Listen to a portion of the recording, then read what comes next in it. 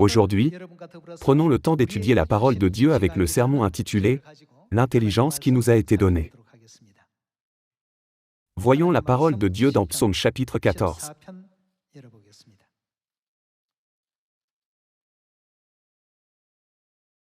Psaume chapitre 14, verset 1. L'insensé dit en son cœur, que dit-il? Il n'y a point de Dieu. L'une des personnes les plus insensées du monde est celle qui dit « Il n'y a pas de Dieu ». L'insensé dit en son cœur « Il n'y a point de Dieu ». Quelles sont leurs caractéristiques? Ils se sont corrompus, ils ont commis des actions abominables, il n'en est aucun qui fasse le bien. L'Éternel, du haut des cieux, regarde les fils de l'homme pour voir s'il y a quelqu'un qui soit intelligent. Cette intelligence est une partie importante. S'il y a quelqu'un qui soit intelligent, qui cherche Dieu. D'après ces paroles, quelle est la caractéristique de ceux qui cherchent Dieu? Ils sont intelligents. Voyons le verset 3.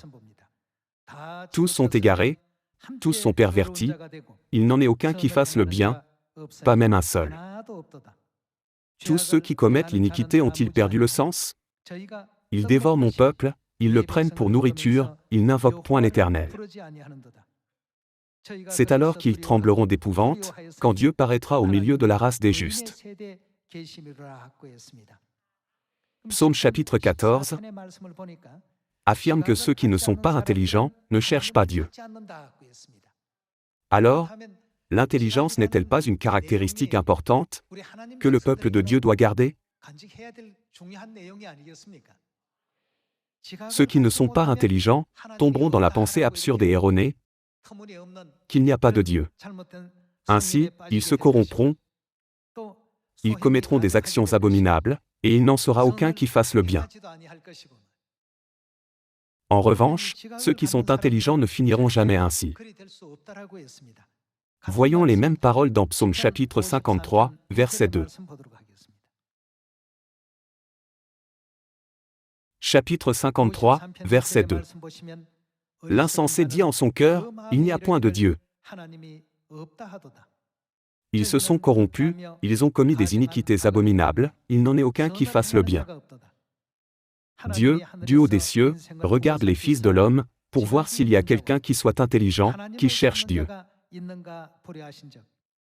Tous sont égarés, tous sont pervertis, il n'en est aucun qui fasse le bien, pas même un seul. C'est l'état actuel de cette terre, mais ceux qui ont de l'intelligence sont destinés à chercher Dieu.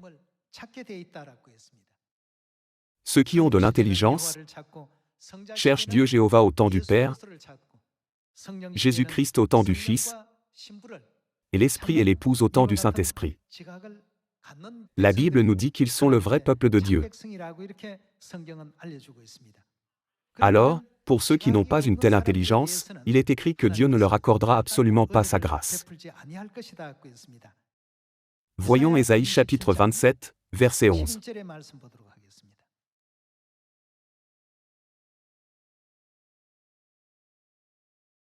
Quand les rameaux sèchent, on les brise, des femmes viennent pour les brûler.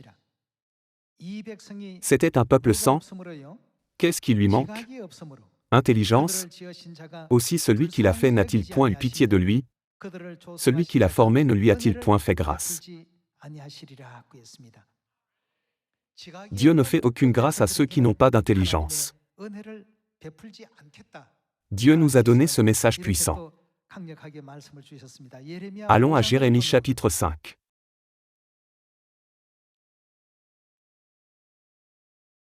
Jérémie chapitre 5, verset 20. Annoncez ceci à la maison de Jacob, publiez-le en Juda, et dites: écoutez ceci, peuple insensé, et qui n'a point de cœur, sans intelligence. Ils ont des yeux, et ne voient point, ils ont des oreilles et n'entendent point. Ne me craindrez-vous pas, dit l'Éternel? Ne tremblerez-vous pas devant moi? C'est moi qui ai donné à la mer le sable pour limite, limite séculaire qu'elle ne doit pas franchir. Ces flots s'agitent, mais ils sont impuissants, ils mugissent, mais ils ne la franchissent pas. Ce peuple a un cœur indocile et rebelle, ils se révoltent et s'en vont.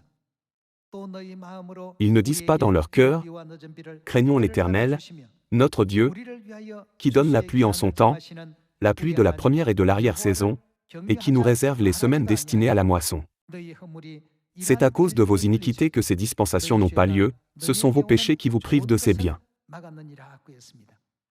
Leurs péchés les privent des biens. Pourquoi? Que leur manque-t-il? Selon le verset 21, Dieu nous éveille au fait que ce genre de résultat arrivera à ceux qui n'ont pas d'intelligence. Alors, comment Dieu identifie-t-il ceux qui ont de l'intelligence? Ouvrons Psaume chapitre 111.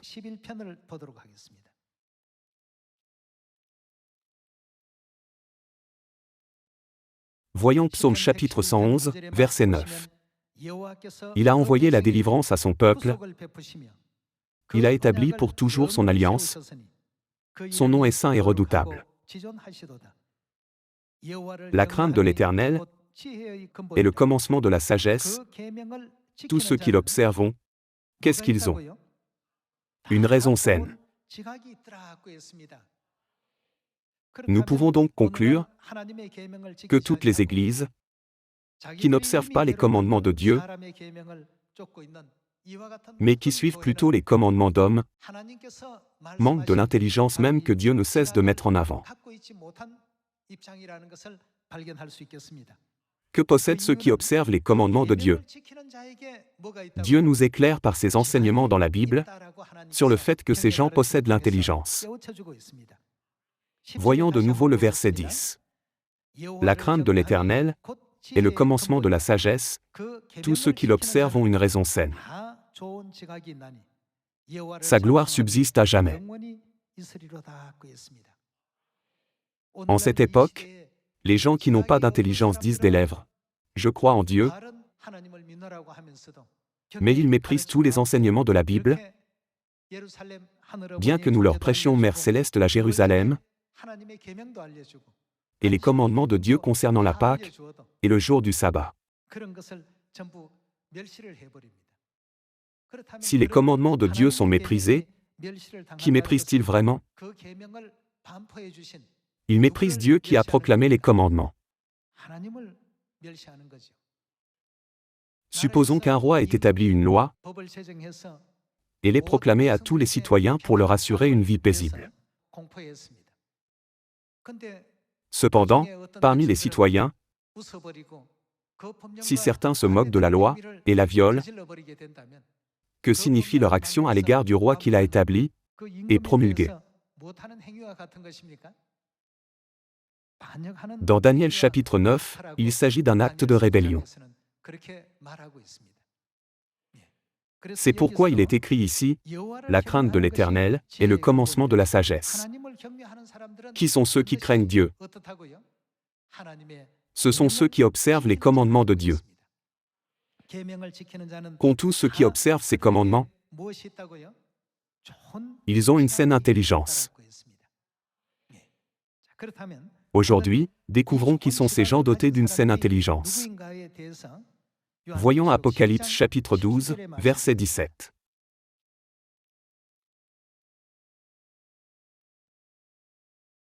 Et le dragon fut irrité contre la femme.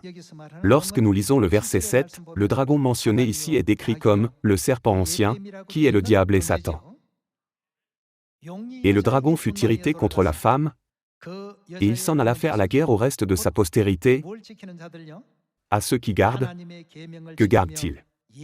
Les commandements de Dieu, et qui retiennent le témoignage de Jésus. Que dit Dieu de ceux qui gardent ses commandements?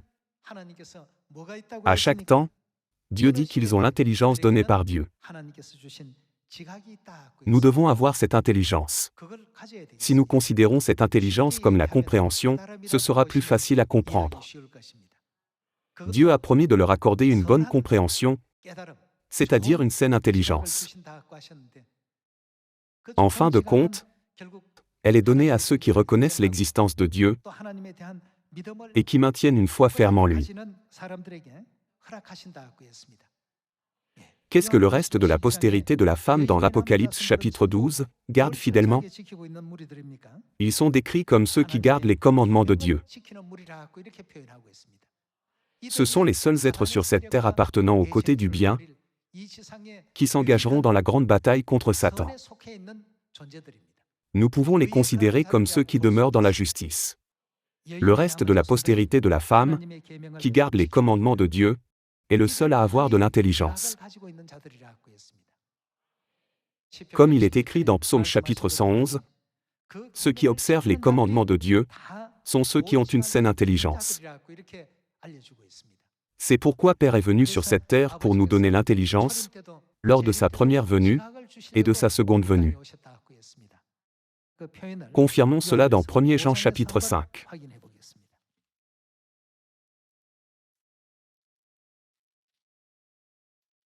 1 Jean chapitre 5, verset 18. Nous savons que quiconque est né de Dieu ne pratique pas le péché, mais celui qui est né de Dieu se garde lui-même, et le malin ne le touche pas. Nous savons que nous sommes, de qui sommes-nous? De Dieu, et que le monde entier est sous. Le monde entier est sous la puissance de qui? La puissance du malin. En d'autres termes, il appartient au malin. Verset 20. Nous savons aussi que le Fils de Dieu est venu. Et que nous a-t-il donné? Le but de sa première venue et de sa seconde venue était de nous donner l'intelligence. Qu'il nous a donné l'intelligence. Qui connaîtront ceux qui ont reçu l'intelligence par lui? Ils connaîtront le véritable, c'est-à-dire Dieu. Pour connaître le véritable, et nous sommes dans le véritable en son Fils Jésus-Christ. C'est lui qui est le Dieu véritable et la vie éternelle. Ici, la Bible nous enseigne que Dieu est venu sur cette terre pour nous donner l'intelligence, afin que nous puissions connaître le véritable, c'est-à-dire le vrai Dieu. Au temps du Père, c'était Dieu le Père Jéhovah. Au temps du Fils, c'était Dieu le Fils Jésus-Christ. Et qu'en est-il au temps du Saint-Esprit? Nous connaîtrons l'Esprit et l'Épouse, c'est-à-dire Dieu le Père et Dieu la Mère. Finalement, c'est par les commandements de Dieu que nous en venons à connaître Dieu.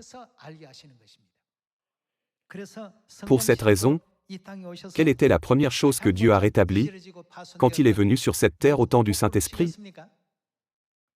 Il a rétabli toutes les lois de la vérité de la Nouvelle Alliance. Quelle était la volonté de Dieu en donnant à ses enfants la loi de la Nouvelle Alliance et en leur permettant de l'observer?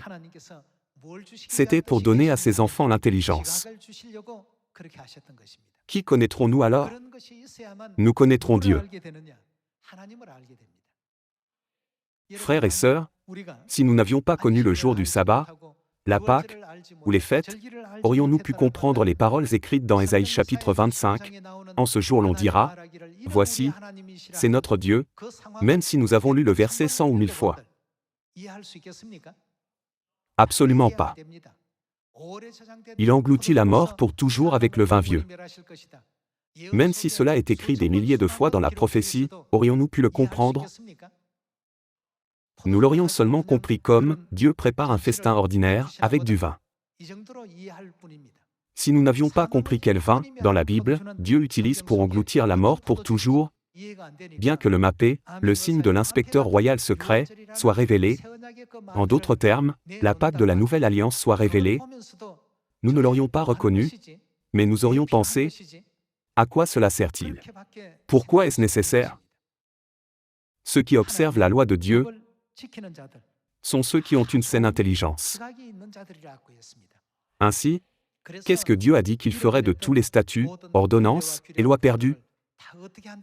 Il est venu sur cette terre pour les rétablir et les récupérer pour nous. Qu'a-t-il fait d'autre pour nous que de les rétablir? Il nous les a lui-même enseignés. Voyons Jean chapitre 6, verset 45.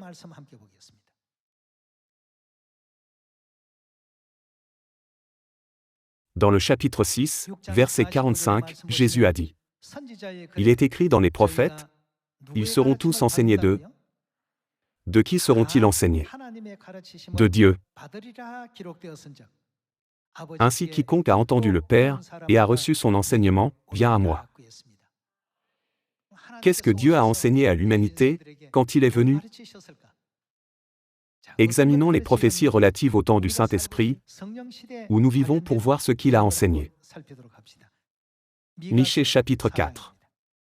Voyons Michée chapitre 4, verset 1.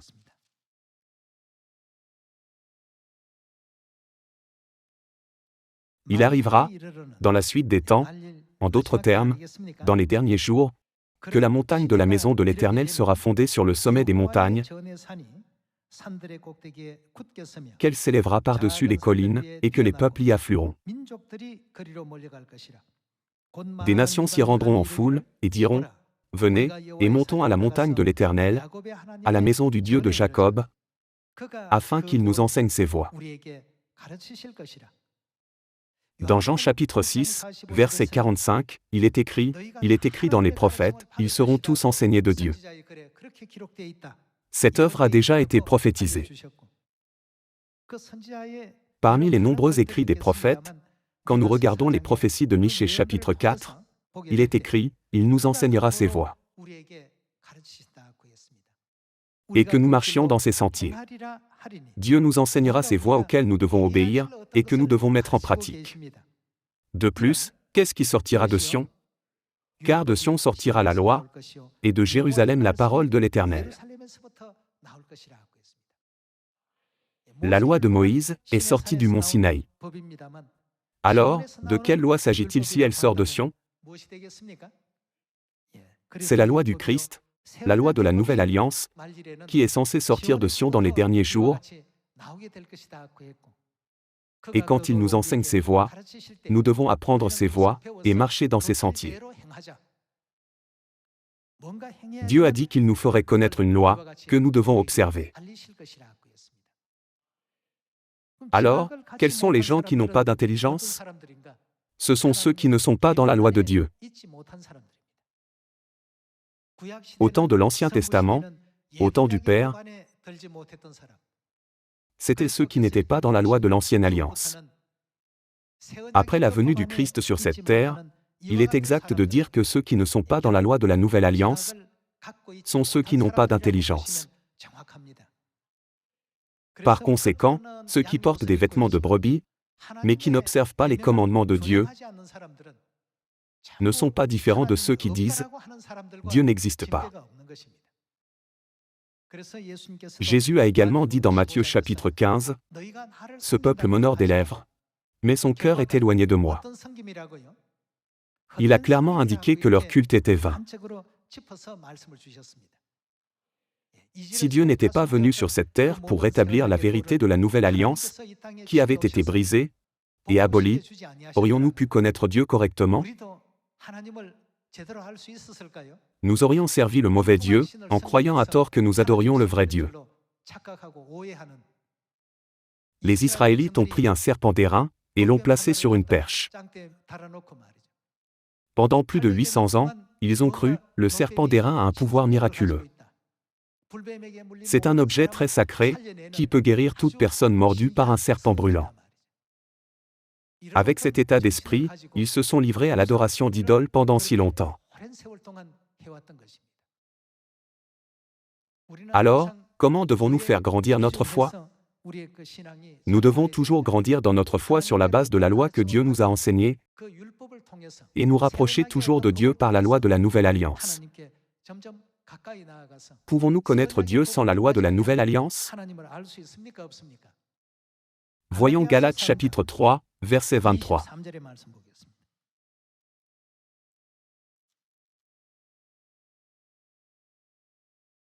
Galates chapitre 3, verset 23. Avant que la foi vienne, nous étions enfermés sous la garde de la loi, en vue de la foi qui devait être révélée. Ainsi la loi a été, qu'a-t-elle été?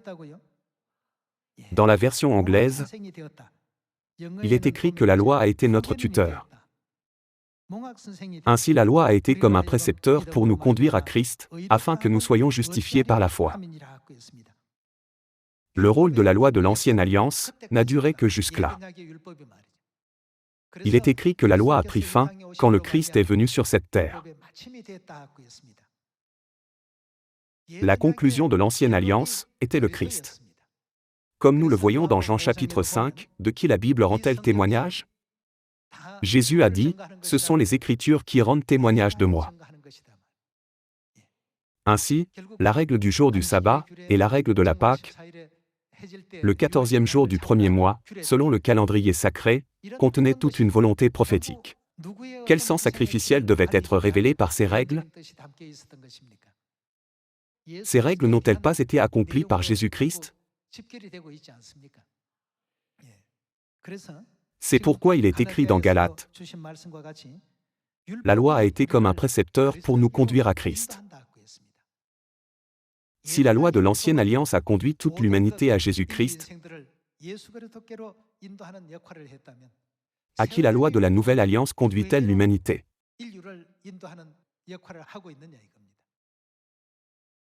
Finalement, la conclusion de la loi est Dieu. Par conséquent, que symbolisent le pain et le vin de la Pâque? Ne symbolisent-ils pas la chair et le sang de Dieu? Dieu nous a donné la compréhension et les enseignements par le biais de la loi. Seuls ceux qui gardent les commandements sont considérés comme ayant de l'intelligence.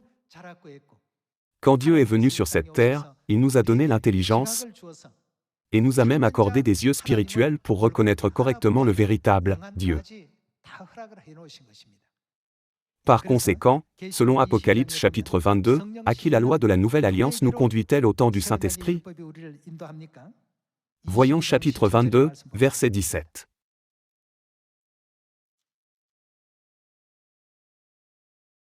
Apocalypse chapitre 22, verset 17. Et l'Esprit et l'épouse disent, « Viens. » Et que celui qui entend dise, « Viens. » Et que celui qui a soif vienne, que celui qui veut prenne de l'eau de la vie, gratuitement. Alors, que devons-nous connaître pour reconnaître l'Esprit et l'épouse? Nous devons connaître les commandements de Dieu. Les commandements servent de pont, qui nous conduit finalement à connaître Dieu correctement, comme la loi a servi de précepteur, qui nous conduit au Christ. La loi de la Nouvelle Alliance joue un rôle pour nous conduire à Dieu, tout comme la loi de l'Ancienne Alliance. Si vous et moi ne connaissions pas la Pâque, comprendrions-nous ce qui est écrit dans Ésaïe chapitre 25, verset 4? Celui qui engloutit la mort pour toujours avec le vin vieux est notre Dieu. Comprendrions-nous cette scène? Elle ne peut jamais être comprise. Lors de la Pâque, Jésus a dit à ses disciples, « Ce pain est mon corps, et cette coupe est la nouvelle alliance en mon sang, qui est répandue pour vous. » Nous ne le comprendrions jamais non plus. De plus, nous ne comprendrions jamais les paroles dans Jean chapitre 6, versets 53 et 54, « Celui qui mange ma chair, et qui boit mon sang a la vie éternelle, et je le ressusciterai au dernier jour. »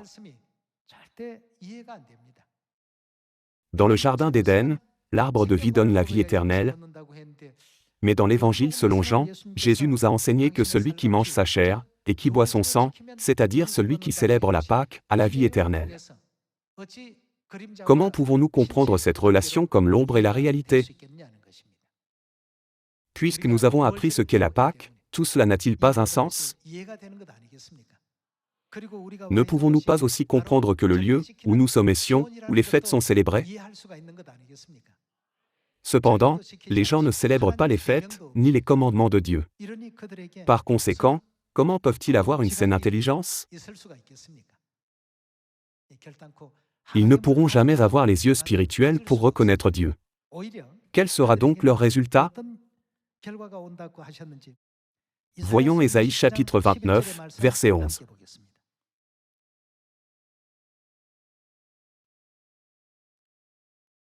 Ésaïe chapitre 29, verset 11. Toute la révélation c'est-à-dire toute la Bible, est pour vous, comme quoi? Comme les mots d'un livre cacheté. Si un livre est fermé, pouvons-nous comprendre ce qu'il contient? C'est leur situation. Que l'on donne à un homme qui sait lire, en disant « Lis donc cela », et qui répond « Je ne le puis, car il est cacheté ».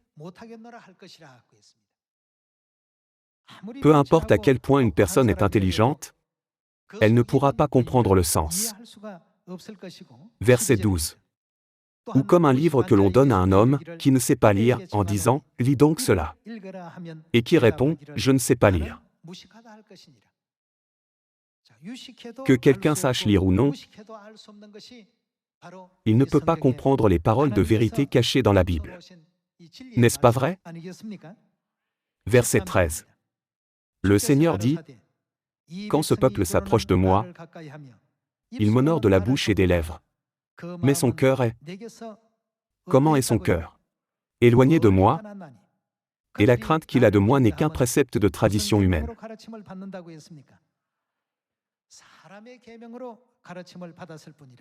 C'est un point important. Ceux à qui l'on a enseigné les commandements de Dieu ont une saine intelligence pour reconnaître correctement Dieu. Voyons ce qui arrivera à ceux à qui l'on a enseigné le précepte de tradition humaine en regardant le verset 14. C'est pourquoi je frapperai encore ce peuple par des prodiges et des miracles. En d'autres termes, c'est quelque chose d'étrange. Et la sagesse de ces sages, qu'arrivera-t-il à leur sagesse? Elle périra, et l'intelligence de ces hommes intelligents, qu'arrivera-t-il à leur intelligence? Disparaîtra. Aujourd'hui, parce que leur état spirituel est tel, même en regardant la même Bible, ils ne peuvent pas voir la Pâque, ni le Christ venant pour la seconde fois, ni Mère Céleste. Il est dit que Dieu a fait disparaître toute sagesse, toute intelligence et tout discernement. C'est parce qu'on leur enseigne les commandements d'hommes. À quel point sommes-nous vraiment chanceux? Dieu lui-même est venu sur cette terre selon la prophétie du prophète Michée. Il nous enseignera ses voies, en nous éveillant ainsi à Mère Céleste, qui doit venir après Père Céleste, par le chemin de la vérité de la nouvelle alliance. C'est pourquoi Père nous a laissé l'enseignement suivant. Élisée a suivi Élie, Josué a suivi Moïse, Pierre a suivi Jésus, et je suis Mère. Il a également dit, « Je vous ai donné un exemple, afin que vous fassiez comme je vous ai fait. » En cette époque, beaucoup de faux enseignements sévissent sur la terre. Il y a beaucoup de fausseté et de paroles séduisantes qui captivent momentanément le cœur des gens. Vous et moi sommes le reste de la postérité de la femme qui garde les commandements de Dieu, comme prophétisé dans la Bible. Puisque nous sommes le reste de la postérité de la femme, gardons les commandements de Dieu jusqu'à la fin avec la saine intelligence que Dieu nous a accordée et reconnaissons correctement Père et Mère, afin d'être ensemble pour toujours dans le royaume des cieux. De nos jours, nous recevons assez fréquemment cette question: pourquoi les autres ne comprennent-ils pas cela, alors que d'autres églises lisent aussi la Bible? Cela est écrit dans la Bible depuis les temps anciens, mais comme cela est souligné ici, qu'arrivera-t-il à la sagesse et à l'intelligence de ceux qui gardent les commandements d'hommes? La sagesse de ceux qui prétendent être sages périra, et l'intelligence de ceux qui prétendent être intelligents disparaîtra. La Bible nous enseigne que les sages, qui ont une compréhension correcte, sont ceux qui gardent les commandements de Dieu et qui ont reçu l'intelligence. Qui sont ces gens? Selon Apocalypse chapitre 12, verset 17, ils sont le reste de la postérité de la femme. Notre Dieu nous a donné l'intelligence de reconnaître le véritable et a rétabli toutes les règles, ordonnances et lois de la nouvelle alliance. En espérant que nous rendrons grâce, gloire et honneur éternel à Père Céleste Ansanron, Et à Mère Céleste la Nouvelle Jérusalem en ce jour de sabbat béni, j'aimerais conclure le sermon d'aujourd'hui. Merci beaucoup.